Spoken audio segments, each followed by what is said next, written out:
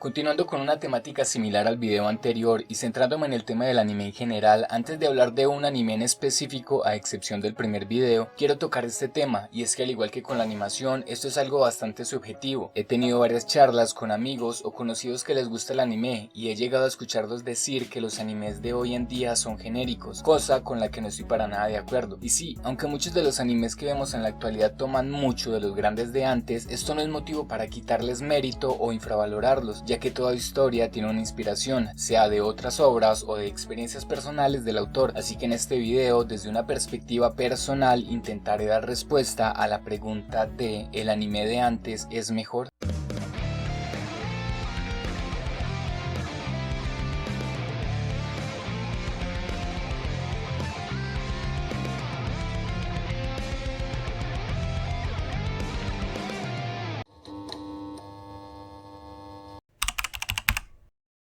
Empecemos por darle una división a este video, y para esto nos vamos a ir a los 90 y finales de los 80, que es el tiempo en el que se estrenaron animes como Dragon Ball, Sailor Moon, Saint Seiya o como los conocí en mi infancia, los Caballeros del Zodiaco. Y es que para mí esto es a lo que muchos se refieren como animes de antes. Debo aclarar que hay animes mucho más antiguos que estos como Astro Boy o Cyborg 009, pero estos nunca tuvieron el mismo impacto que los que nombré antes. Y es que fueron estos con los que muchos empezaron a generar una conciencia de esto no son caricaturas normales, estas tienen algo diferente, y que luego se conocía como anime. Otra cosa es que aunque los tres animes que nombré antes, Dragon Ball del 89, Sailor Moon del 92 y Saint Seiya del 86, estos llegaron años después a Latinoamérica, y aparte de esto han sido retransmitidos durante mucho tiempo en canales nacionales o internacionales, cosa que me gustaría que tengan presente para más adelante del video. Lo primero a tener en cuenta es cómo se veía el anime en los 90s, y es que a diferencia de hoy en día donde tenemos plataformas de streaming para ver de todo incluyendo el anime, en los 90s teníamos la televisión, por lo que el catálogo se reducía a solo los animes que lograban un gran éxito para sobrepasar la barrera geográfica y llegar hasta Estados Unidos y de allí llegar a Latinoamérica.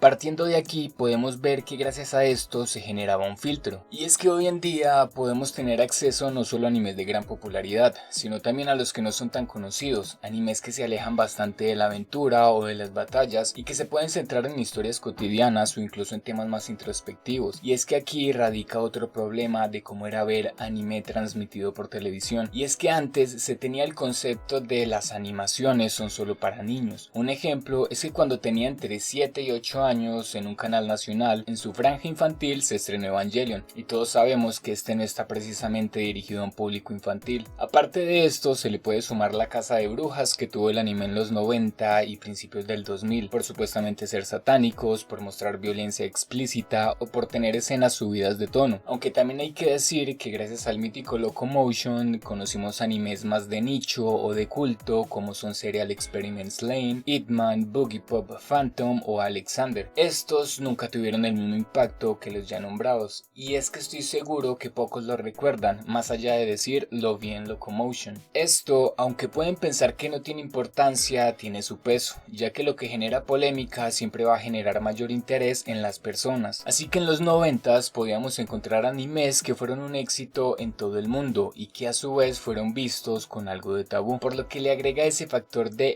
ver algo incorrecto para la época. Y es que si hay algo que agregarle al entre comillas anime de antes, es que este nos mostró un mundo diferente de posibilidades. Teníamos la historia de un chico con cola que salía de viaje junto a sus amigos en búsqueda de unas esferas mágicas, las cuales al reunirlas estas cumplirían cualquier deseo, y que a lo largo de este viaje tendrían que enfrentarse a una organización criminal cuyo líder quería usar dichas esferas para dominar el mundo. O la historia de una chica que es la reencarnación de una reina de un antiguo reino lunar y que debe determinar con una guerra que comenzó hace siglos, y para esto se le dio otra oportunidad, reencarnando en un adolescente. Esto es el resumen de los argumentos de Dragon Ball y Sailor Moon. El punto aquí es que estos argumentos para la época no era nada común de verlos, y es que si buscamos cuáles eran las caricaturas más vistas en los 90s, nos vamos a encontrar con Rugrats o Aventuras en Pañales, Johnny Bravo, El Laboratorio de Dexter, Dog, Animaniacs, Pinky y Cerebro o Rocket Power, los cuales no son para nada malos, pero estos no ofrecían ofrecían lo mismo que el anime. Quizás podríamos hacer una comparación más cercana con las series de superhéroes de los 90s como Batman, Spider-Man o X-Men, pero el problema con estos es que estos no dejan de ser la historia de un superhéroe clásico. Hay que admitir que las batallas en el anime siempre han sido uno de sus puntos fuertes, casi centrándose en estas. Estoy hablando de los shonen, que era lo que más llegaba a este lado del mundo. Y desde mi perspectiva, las animaciones occidentales de la época nunca pudieron estar a la par con este. Para resumir esta parte del video,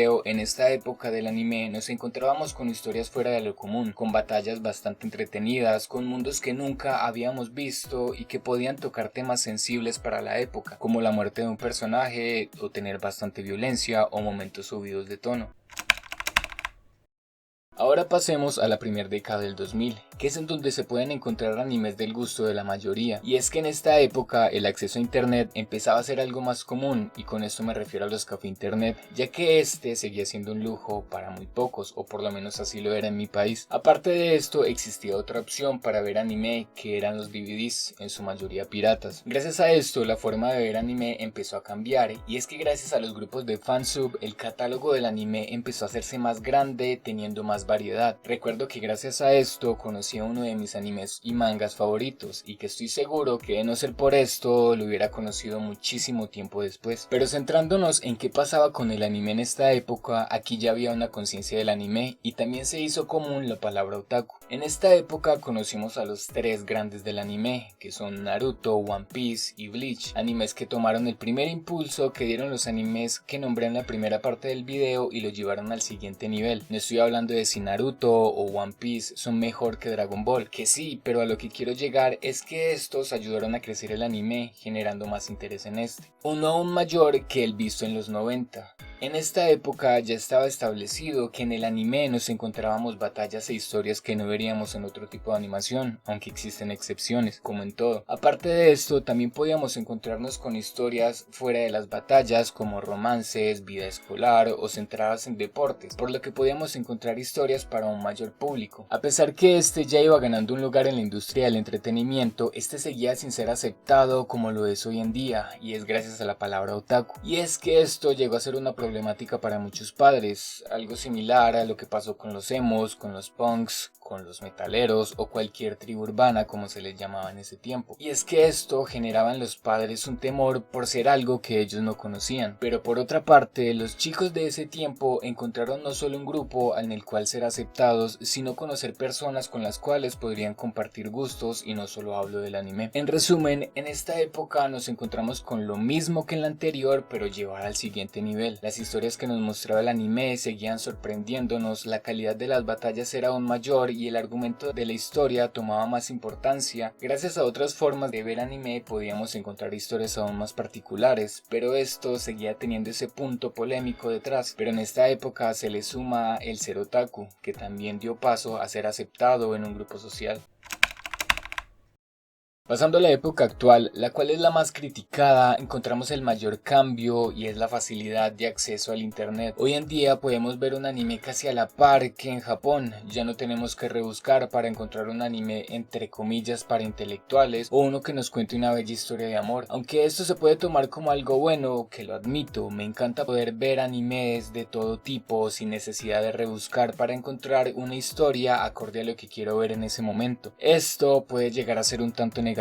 y es que, como lo decía en la primera parte del video, antes para que un anime saliera de Japón, este debía ser un éxito total, generando un filtro de que llegaba y que no llegaba a esta parte del mundo. Hoy en día este filtro no existe, y el qué tan bueno o más bien qué tan exitoso es un anime depende de los espectadores o incluso de los creadores de contenido. Todos sabemos de la importancia del internet hoy en día para darle popularidad a algo, no solamente un anime, puede ser una película, una serie, un artista o un videojuego. Pero retomando el tema, el anime hoy en día es cada vez más popular, ha dejado de ser algo visto por pocos a ser un gusto compartido por jóvenes y adultos. Además, este ha dejado de ser mal visto por la mayoría de los padres, y es que muchos de estos padres vivieron la época que comenté en la primera parte del video. Otra cosa que hay que admitir es que la popularidad del anime ha generado que cada año veamos animes en cantidades industriales, y todos sabemos que cantidad no es lo mismo que calidad, pero esto no quiere decir decir que no podamos encontrarnos con historias que aún así después de tantos años logran dejarnos boquiabiertos y a la expectativa. Para nombrar un ejemplo está Shingeki no Kyojin o Kimetsu no Yaiba. Estos se han vuelto en algo totalmente mainstream,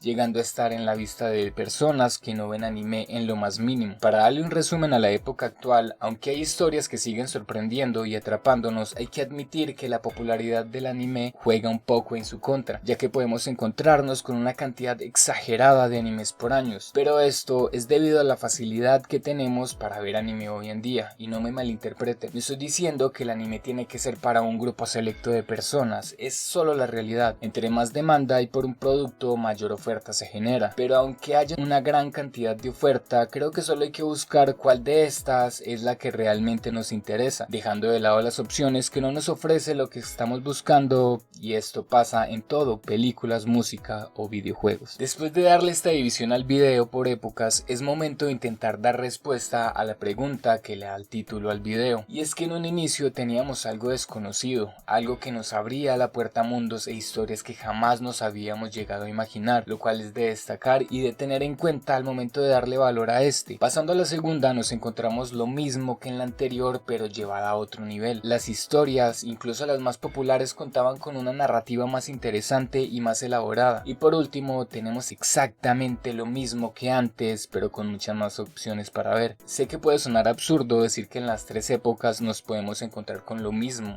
pero así es. En cada una nos hemos encontrado con animes que han roto la barrera geográfica y la del mismo anime. Lo que realmente para mí marca la diferencia está en cuál fue en la que crecimos o cuál fue en la que nos adentramos en el anime. En mi caso, he podido ver una pequeña parte de la época de los 90s y aunque la que marcó mi infancia fue la primera década del 2000, actualmente sigo viendo anime y la verdad no tengo una preferencia por una de estas, ya que durante todos estos años sigo encontrando historias que me atrapan. Para darle un final al video y darle respuesta a la pregunta, quiera o no quiera, hay que tocar un tema que rompe la objetividad aún más que los gustos personales y es la nostalgia. Y para esto quiero que recuerden lo que les dije que tuvieran presente para más adelante del video, y es la forma en que se retransmitían los animes del 90. Puedo asegurar que si alguno de los que ve este video creció a finales de los 90s y principios del 2000, pueden confirmar que era común encontrarnos con canales nacionales retransmitiendo hasta el cansancio estos, y esto es algo que ha influido bastante al momento de decir el anime de antes es mejor, y es que estos nos acompañaron mientras crecíamos, dejando de ser solo un anime y pasar a ser un amigo más. Y es que en mi caso llegué a ver Dragon Ball ser transmitido al mismo tiempo en dos canales nacionales y en uno internacional, algo totalmente contrario a lo que se ve hoy en día, ya que es muy raro ver un anime que se le dé la misma importancia. Es más fácil encontrarnos con Dragon Ball que con Shingeki no Kyojin en la televisión, y aunque muchos quieran argumentar que es porque Dragon Ball es el padre del anime o porque Goku le gana, lo que realmente marca la diferencia es cómo vemos el anime hoy en día. Esto es algo que he dicho muchas veces al hablar de qué es mejor y qué no.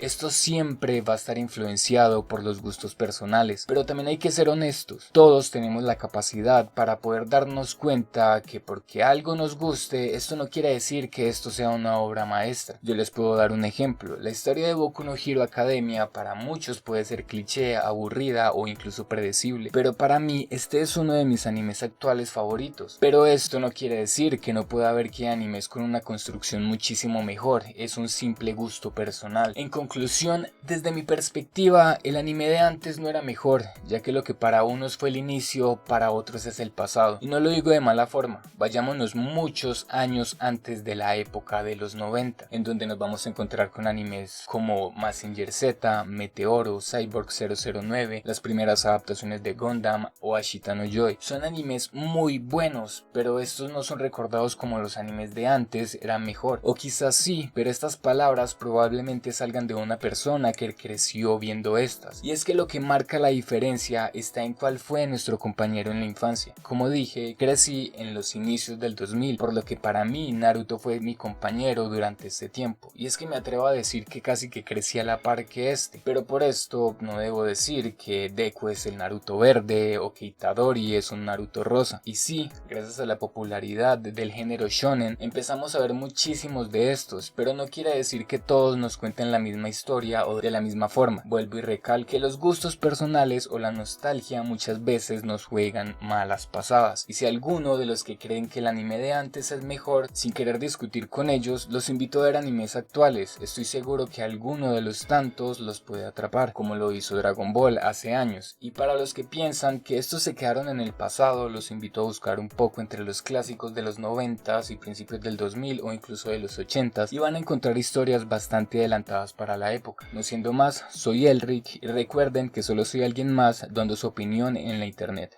Gracias por ver.